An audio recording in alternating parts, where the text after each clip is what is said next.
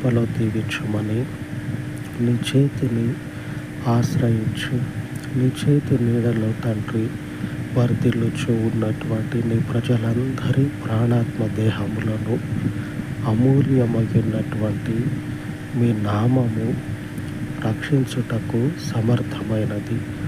ఈ శ్రేష్టమైనటువంటి నామమును ఆశ్రయించి ఉండగా కావలసినటువంటి పరలోకపు సహాయమును, కావలసినటువంటి మీ పరలోకపు భద్రతను దినమంతయు అనుగ్రహించి మీకు మహిమను తెచ్చుకొనున్నట్లుగా మీ కృపా కార్యములను విస్తారముగా జరిగించమని యేసుక్రీస్తు మహిమ కలిగిన నామమున ప్రార్థించి వేడుకొనుచున్నాను తండ్రి.